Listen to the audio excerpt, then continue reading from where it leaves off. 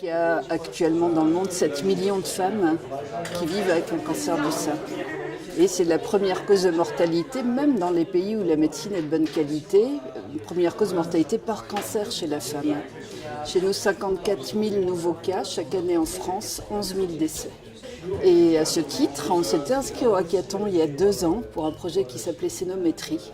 On a essayé de reprendre 10 000 dossiers de cancer du sein et les analyser de manière extrêmement fine pour trouver ce qui ne va pas. Et on a trouvé un certain nombre de choses qu'on n'avait absolument pas imaginées. On a pu changer nos traitements, changer le référentiel d'ailleurs de traitement. Et je crois sincèrement qu'on a sauvé des vies dans certains cas. Donc pour nous c'est capital. Et suite à ce projet donc Sénométrie, on a identifié un groupe de patientes qui a une très mauvaise qualité de vie. C'est celles qui ont lymphœdème. Et le lymphœdème, c'est le parent pauvre de la santé en France, parce que ça coûte très cher, donc personne n'a envie de s'en occuper. Un lymphœdème, donc c'est un gros bras, un gonflement du bras. Alors c'est pas seulement une esthétique, c'est qu'on est obligé de faire du reclassement professionnel. Nous, on a des infirmières qui ont fait un gros bras après traitement d'un cancer du sein. On ne peut plus les laisser travailler, elles ne peuvent plus soulever de malades, etc. Donc c'est pénalisant.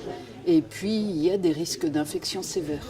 C'est des gens, c'est une stase de liquide, donc ça favorise l'infection. Et c'est des gens qui peuvent faire un choc septique. Donc il peut même y avoir des décès sur un gros bras. Et la prise en charge est super chère, donc personne ne veut la faire. Et donc on s'est dit l'important c'est la prévention. Dépistage précoce du lymphœdème et prévention. Et on a demandé, on a fait un petit appel comme ça à bonne volonté et à compétence pour trouver une équipe qui s'y intéresserait. Et là, on a une équipe d'une dizaine de personnes avec des médecins, des kinés, des développeurs, des scientifiques, etc.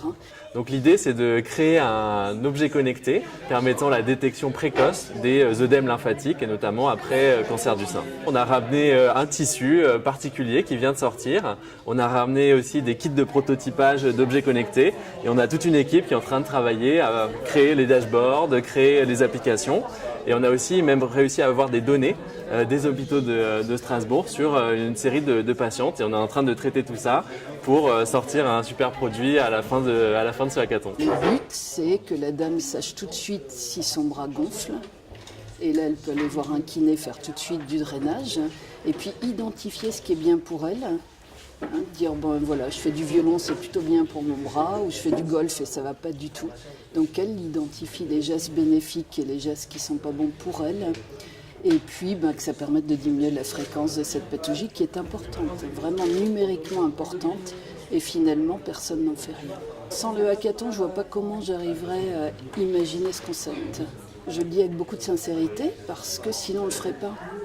Je ne vois pas comment on réussirait à mettre comme ça au même endroit des kinés, des médecins spécialistes de Séno, il y a un radiologue dans le groupe, des data scientists, des concepteurs d'objets connectés, des patientes. On a 2 associations de patientes qui sont derrière, qui veulent que ça marche. Il y a des financeurs qui sont derrière. Et c'est vrai qu'au terme du hackathon, on pourrait présenter un projet et puis ensuite le lancer. Merci beaucoup pour le prix Asile.